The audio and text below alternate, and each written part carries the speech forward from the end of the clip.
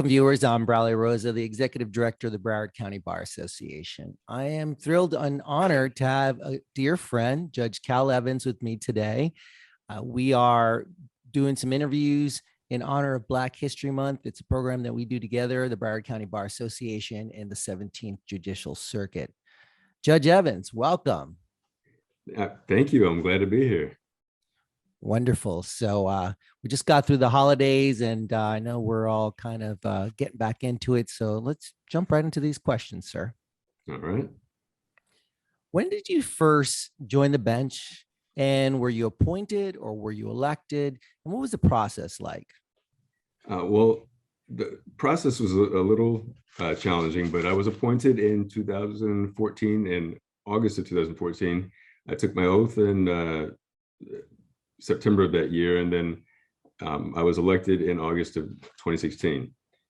So I've been both appointed and elected. Fantastic. And what division are you serving in right now, Your Honor? Currently, as we sit here today, I'm in the County Criminal Division, right here in downtown, and not that far from where I grew up. Wow. Talking about where you grew up, can you tell us a little bit about your family, where your family's from, and what was your upbringing like? I know you have a great story to tell. Well, in this community, most people know my father. His name is Ransom Lee. He taught at Dillard for about 35 years. He taught before segregation and after. So some of the people he taught are Judge Michael Robinson, Eugene Pettis' brother Cyrus, and so many people in this community that I can't go very far without reaching a life that he has. But I kind of kept that secret because I wanted to make my own path. My mother taught in Broward as well. She taught at Dillard. She taught at Boyd Anderson and at Walker. She taught me at Walker. And my upbringing was atypical for someone who had the path that I chose. I know my colleagues will just tell me to go out and say the neighborhood, but I'm from an area of Fort Lauderdale called Tatertown, and it was a little challenging because no one that I grew up around had this type of aspiration. Actually, all of the friends that I had from birth until the age of maybe 18, they wound up passing or being imprisoned. They made choices, and I kind of saw where those paths were headed. And I tried to explain, even as a child, where they were headed, but they saw what was immediately in front of them, and they didn't have anyone guiding them in a different direction. So that's why you see me in the community now, giving back to the children and speaking to children so much, because I couldn't reach that group of friends that I had, and I feel like now that I have a voice, it's my duty to use it. So my family was homeless at the age of when I was 10, but I had decided I wanted to be a judge when I was 9. So watching my friends pass away or be incarcerated or going in and out of detention centers or jail, and so hold on to that dream was very unusual, and so unusual that when we bounced around, we were in the from Broward County to Dade County. The shelter that I lived at when I was just before I turned 12, so I was 11. It was my 11th Christmas. They remembered me when I called because I wanted to give gifts to all the kids. I always given every year since I was 18. But when I became a judge, I decided I wanted to give gifts to all the kids, and they insisted that I come inside, and I didn't understand why. I said, "You always let me give gifts at the counter. I don't understand why I have to come inside." And they said, "We remember you. You were that weird kid that wanted to be a judge when he was living here, and we get the newspaper down here too. And we need these kids to know that they have dreams. They want to be able to accomplish them. We need someone who can show them that they can." And I guess I was a story that they'd told other counselors and over the years, and for them to see it was real, and then for the the families and for the kids, especially, to see that it was real, it meant a lot to me. And it was a part of my life that I kept hidden. I didn't tell people about for most of my professional career. I didn't tell people where I came from and what I'd overcome. But I didn't realize how much it could benefit other people. And now I feel like it's my duty to share it. Okay, you opened up something, so we're going off script here. What do you attribute your ability to hold on to that dream in such tough circumstances? When your back's up against the wall, you can have two responses. You fight or flight. And for me, I wanted to fight for this dream. For me, this was something that I clung on to. It was that beacon in the dark that I knew that if I could do this, I could show others the way. And I fought through it. It wasn't easy, I can tell you that, because there were people who offered me unofficial scholarships, I'll say, to colleges if I took a little extra luggage with me. But every decision I made back then, I knew had to be something that would get me here. And I knew that if I took that short path, that it would take me away from that dream. And it was so easy to say no, because every time I had one of those difficult decisions, I knew that if I just said yes to that one little thing, that I wouldn't be here today, either on the bench or quite possibly not here at all. So I was able to kind of see things differently than some of my peers. I attribute that to my favorite basketball player being Magic Johnson. And it's still something that I use today. He didn't look at just the goal he could score. He looked to facilitate, and he could see the entire court and what one action he took, the chain of events that it set up. And he could see 3, 4, 5, 6 moves from one pass, how I could get to the basket, and it didn't matter who scored the basket. So it was very unselfish the way he played. So that's kind of how I, approached life. It was just look at the big picture, always see the big picture. And if your choice isn't headed toward what your goal is, then you're heading away from it. You're pulling away from it. And I was not going to pull away from it. So it sounds like you really had a dichotomy in what kept you going, which was keep your eye on the ball, focus on the dream, no matter what, focus on the dream, keep driving towards it. And then it also sounds that there's this other part that plays into it that is pay it forward, really, really work towards that dream so that you can help others who are in similar situations. Absolutely. And I didn't do this alone. There are many people who believed in me along my path. And, they're just as much responsible for me being here as I am. So I clung on to the positive influences of my life. What's your message for young people? Because I think this is on point here. My message for young people is find someone you can relate to and connect with, and shadow that person. I had those people in my life. The statue of Themis you see behind me is someone who believed in the teenage version of me, who had a little more hair, but I had, based on my circumstances, I wasn't the typical person that you would see ending up here. I'd worked sanitation before I went to go intern for her. I took a shower first, but and sometimes I'd be at the parks and working for the parks and then intern for her. But she believed in me. And even my 6th grade teacher, she passed away in January of 2020, but she insisted, and one of her dying wishes was that I be at her funeral and I speak at her funeral. And that was a challenge because I didn't speak Hebrew. And when it came time, and she wanted me to sit Shiva, and I did not know how to read from the Torah, but her grandchildren helped me through it, and it was a bonding moment for me as well, because they knew so much about the child version of me, and they wanted to meet the man. And I guess I was she pushed them to aspire to be, if I could overcome this and still do this, why can't you? What's your excuse?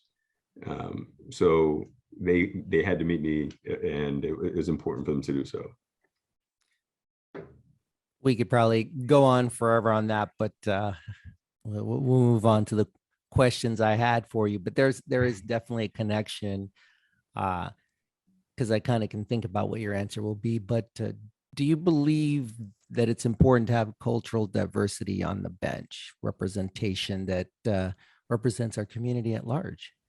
Absolutely. Like, one of the huge misconceptions is that any race or culture is a monolith. I mean, within every group of people, there is such diversity, just within each group. So if you have a community that's diverse in itself, and then you don't have diversity on the bench, then you rob the community of having all those different vantage points. And at the end of the day, for every judge, the ultimate conclusion is we must follow the law. So that's not a question, but it's, does the community see themselves reflected in the bench? Those complaints that I heard growing up as a child about the legal system and why people thought there was a two-pronged system, two different sets of justice. If those complaints sort of went away and started to fade away when people started seeing themselves represented on the bench. So it took those complaints away, because now there was someone on the bench. It didn't mean that my verdict was going to be any different, or my sentencing was going to be any different than what the circumstances called for. And everyone knew I was going to follow the law, but it was just one of those things where, for me, seeing people respond to just me being on the bench, and people have, cleaning out my office, I ran into so many different letters from people who told me that I changed their lives in some meaningful way. And they're not all people that you would assume that they were people that I put on probation or I cut a break to. Some were, but some were people that I sentenced to time, and they needed that. They didn't see it at the time, but they told me that they needed that, and they really were inspired by me. And some of them actually stopped by and visit the courtroom. One recently, and they see me out in public all the time, because I'm still the same person that I always was. So I know that you were a prosecutor before you became a judge. Can you speak a little bit about what motivated you to leave, or wanting to leave being a prosecutor and to become a judge? Well, the funny thing is, I always wanted to be a judge. That was what I wanted to do. Being a prosecutor was a means to an end, essentially. It was, for me, coming from what I came from, I knew I could see, and keep that Magic Johnson analogy in mind, I knew I could see part of the court, but I couldn't see everything. And I needed to see everything. And it was important for me to be able to see every side of what I was doing, because you can't be fair and impartial if you can't be fair and impartial to everyone. And it's so important to have that full view. So as a prosecutor, I didn't even tell people about my upbringing. And so just before I left, they were interviewing someone who came from similar circumstances, not quite as graphic as the ones that I overcame, but they were talking about them, and they were focused on, those things. And I said, we've never had anyone on the office who's gone through something like this. And I said, yes, you actually have. And that's me. And it shocked people who thought they knew everything there was to know about me. But I felt that it was important to have people know me professionally first before they knew me personally. Understood. Understood. And talking about that and qualities, what qualities do you think a judge should possess to be a good judge? Empathy is definitely one, but humility is another. We're people just like anyone else. So we always have to be reminded of that. We should remind ourselves every day. I don't see myself as any different than any person who walks into the courtroom or who was brought into the courtroom. But for circumstance, I could have been either. The attorneys who come before me, they are former colleagues, they are former adversaries. We're all part of this system. And for me, I'm fully cognizant of the fact that I play one role in the judicial system, but it takes everyone playing their parts in unison and playing them well in order for justice to be achieved. So if one part of that system fails, we all fail. So it's important that all of us keep that in mind. And that's why I think it's an important quality for us to remember that we're just part of the system. We're not the end all be all, and everything, the world doesn't revolve around us. Wise words, my friend. And talking about that, let's have a fun question now. All right. So, if there were a biopic that was produced by that would depict the story of Judge Cal Evans, who would Judge Cal Evans choose as the actor that portrays him on the silver screen? For me, it'd be someone who is versed in spoken word, who's also a recording artist and an actor. I'd probably say Common. Some people knew him as Common Sense when he first started, but now he goes by Common. And not just the haircut, but the cadence, and I think the way he thinks as well. And I'm not just complimenting the haircut because you have it and I have it as well. But Wait a minute. but you're a close second though, Braulio. You're a close second. I'll take it, Your Honor. I'll take it. Yeah, I mean, it's so funny you said that. I know that my wife would go, "Oh, look, it's Common on TV. He's so great in movies," and I'm like, "Yeah, he's got the bald head and the goatee thing going on, something similar there, maybe." Yeah. Excellent choice, Your Honor.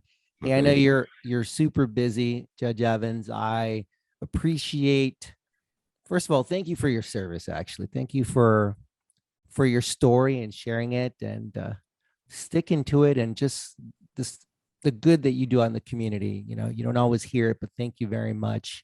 It's easy to pick on people that are out there like judges that have to do the work every day, and sometimes you have to rule in ways that people, not sometimes, all the time, there's always going to be someone that's not going to like how you rule. So thank you for your service, Your Honor. I'm blessed to serve. It's something that I wake up and I smile every day knowing I get to serve. The same way I look at my wife, the same way I look at my daughter, this is an extension of me, and it brings me so much joy to do so. So thank you for the people of Broward County. It's just, it's an honor. It truly is. Awesome. And thank you, secondly, for just spending some time and allowing me to chat you up. I enjoyed it, my friend. Be well. God bless you. And I hope to see you in person soon. Yes, sir. Sounds like a plan. All right. Have a good day.